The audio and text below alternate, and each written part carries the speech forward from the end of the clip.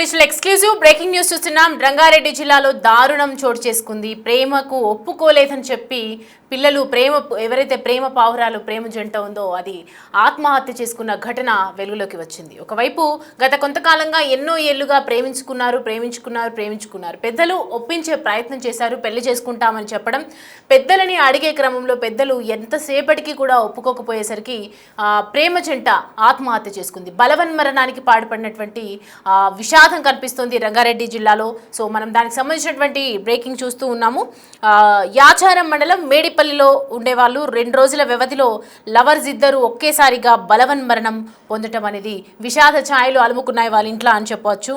And నిన్న తన ఇంట్లోనే ప్రియురాలు బలవంతంగా ఆత్మహత్య సూసైడ్ చేసుకోవడం జరిగింది. ఇవాళ ప్రియుడు మహేష్ సైతం సూసైడ్ చేసుకున్నారు.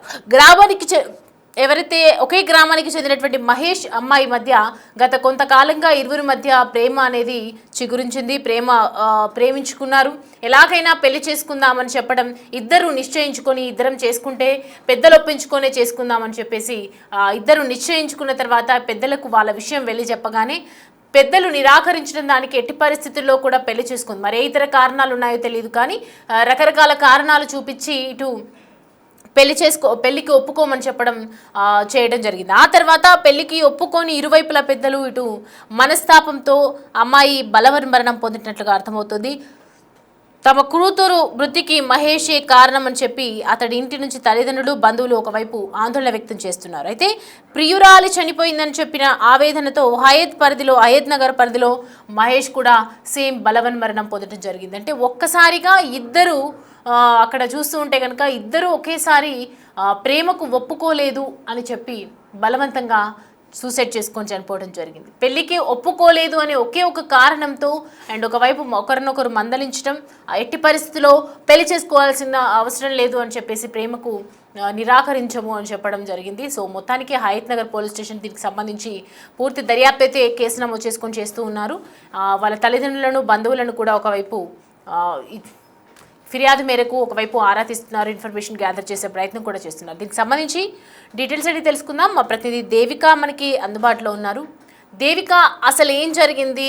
ప్రేమకు ఎందుకు ఒప్పుకోలేదు? ఎప్పటి నుంచి వీళ్ళ మధ్య ప్రేమ వ్యవహారం నడుస్తుంది? ఏంటి డీటెయిల్స్? వ్యవహారం అయితే నడుస్తున్నట్టుగా అయితే తెలుస్తుందని చెప్పొచ్చు. అయితే 17 ఏళ్ళలో ఉన్న పూజ ఉరి వేసుకుని ఒకసారిగా కనిపించడంతో తల్లిదండ్రులు మాత్రం ఒకసారిగా కన్నీరు మున్నీరు అవుతున్నారని చెప్పొచ్చు. వాళ్ళ ఇంట్లో కొన్నేళ్లుగా, అంటే వాళ్ళు ప్రేమించుకుంటున్నప్పటికీ వాళ్ళ ఇంట్లో తెలిసినప్పటికీ కూడా ముందంతా కూడా వద్దు, మీరు ముందు చదువు మీద ఇంట్రెస్ట్ పెట్టండి, ఆ తర్వాత మేమే పెళ్లి చేస్తామంటూ కూడా పూజ తల్లిదండ్రులు చెప్పినప్పటికీ కూడా పూజ వినిపించుకోకుండా తనతో పెళ్లి చేయాలని చెప్పి పట్టుపట్టడం, అలాగే ఫోన్లు మాట్లాడడం, ఎక్కడ ఇంటి పరువు తీస్తుందేమో అని చెప్పి పూజ తల్లిదండ్రులు ఇద్దరు కూడా తనకి వేరే సంబంధం అయితే చూడడం జరిగింది. చూసిన తరుణంలోనే ఇలా నాకు ఇష్టమైన పెళ్లి చేస్తున్నారు, ప్రేమించిన వ్యక్తిని ఎందుకు పెళ్లి చేసుకొని ఇవ్వట్లేదు అంటూ కూడా తనతో అనేక సార్లు కూడా తల్లిదండ్రులతో గొడవ కూడా పట్టడం జరిగింది. ఆ తరుణంలోనే తను ఉరేసుకొని మరీ ఆత్మహత్య చేసుకుందని చెప్పొచ్చు. ఆ తర్వాతనే ఈ విషయం తెలిసిన అబ్బాయి కూడా, ప్రేమించిన వ్యక్తి కూడా ఒక్కసారిగా ఈ విషయం తెలుసుకొని జీర్ణించుకోలేక అతను కూడా ఆత్మహత్య చేసుకున్నట్టుగా అయితే తెలుస్తుందని చెప్పొచ్చు. అతని పేరు కూడా మహేష్. ఈ మహేష్ ఇంటి ముందు కూడా మృతురాలు తల్లిదండ్రులు కూడా ఒకవైపు నుంచి ధర్నా చేస్తున్నారని చెప్పొచ్చు. అంటే ఇరువురి కుటుంబ సభ్యులు కూడా ఇప్పుడు ఒక్కసారిగా గొడవకు దిగిన పరిస్థితి కనిపిస్తుంది. దీంతోనే హిమాయత్ నగర్ పోలీస్ స్టేషన్ లో అయితే దీనికి సంబంధించి కేసు కూడా నమోదైందని చెప్పొచ్చు. మృతుడు తల్లిదండ్రులు ఎవరైతే ఉన్నారో, అంటే మహేష్ తల్లిదండ్రులు ఎవరైతే ఉన్నారో, కుటుంబ సభ్యులు ఎవరైతే ఉన్నారో, వీళ్ళందరూ కూడా ఒక్కసారిగా వెళ్లి హిమాయత్ నగర్ పోలీస్ స్టేషన్ లో అయితే కంప్లైంట్ ఇవ్వడం జరిగింది. కేవలం అమ్మాయి తరపున తల్లిదండ్రుల వల్లనే నా కొడుకు రోజు చనిపోయాడు అంటూ కూడా తల్లిదండ్రులు ఒకసారిగా ఆ పోలీస్ స్టేషన్ ఎదురైతే ధర్నా చేస్తున్న పరిస్థితి కనిపిస్తుందని చెప్పొచ్చు. దీనికి సంబంధించి కూడా పూర్తి వివరాలు కూడా పోలీసులు చెప్పాల్సిందని చెప్పొచ్చు. దేవిక, అంటే పెళ్లికి నిరాకరించినటువంటి నేపథ్యంలో వేరే సోర్స్ ఏదైనా చూసుకుంటే అయిపోయేది కదా? ఎందుకంటే ఇంతకు ముందు వాళ్ళని బెదిరించడం కానీ, ఆ అబ్బాయిని కానీ తల్లిదండ్రుల నుంచి ఏదైనా ఒత్తిడి ఏమైనా కలిగి ఉండొచ్చా? దీనికి సంబంధించి కూడా మనం కుటుంబ సభ్యులతో మాట్లాడినప్పుడు వాళ్ళు ఒకటే మాట చెప్తున్నారు అని చెప్పొచ్చు. అంటే ఇద్దరు కూడా ఒకరినొకరు చనిపోవడానికి గల కారణం ఒక అమ్మాయి అంటే ఒక అమ్మాయి, ఇంకొక అమ్మాయి అంటే అంటే అబ్బాయి తరపున వాళ్ళేమో మా అమ్మాయి అని, అమ్మాయి తరపున వాళ్ళేమో అబ్బాయి అని చెప్పి ఇలా ఇరువురి కుటుంబ సభ్యులు కూడా గొడవకు దిగటం, అదే విధంగా పెట్రోల్ పోసుకొని చనిపోవడం అనేది అసలు చాలా దారుణ ఘటన అని చెప్పొచ్చు.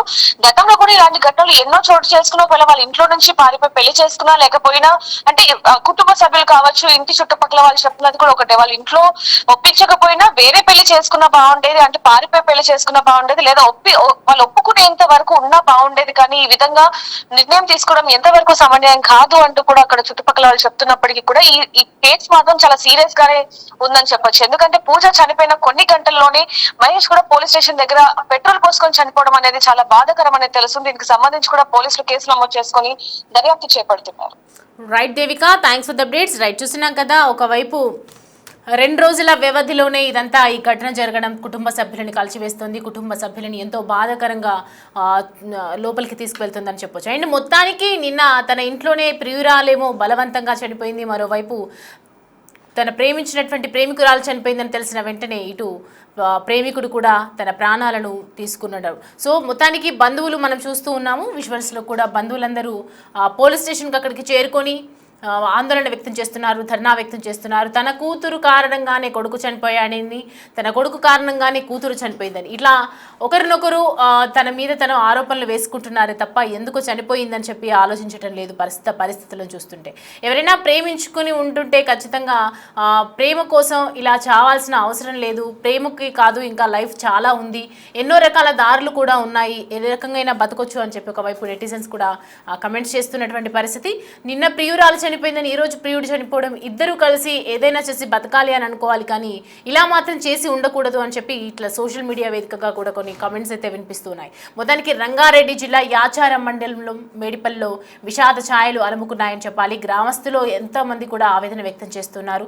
చక్కగా చదువుకునే రోజుల్లో ఇలాంటి నిర్వాహకం ఎందుకు చేయాల్సి వచ్చింది, ప్రేమికులు నీ పెళ్లి మరే ఇతర కారణాలు ఉన్నప్పటికీ కూడా ఎందుకు ఫ్యామిలీ మెంబర్స్ దీన్ని యాక్సెప్ట్ చేయలేకపోయారు అనేది ఒకవైపు ఉత్పన్నమవుతున్నటువంటి ప్రశ్న.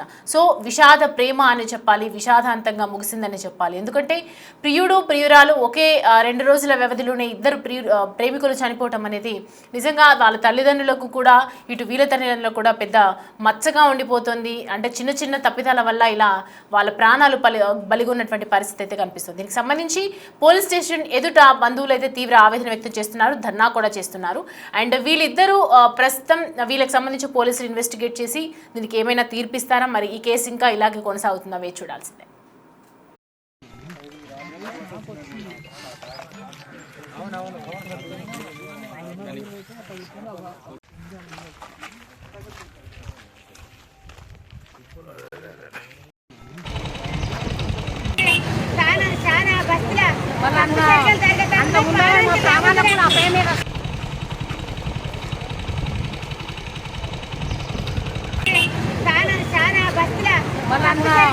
అంత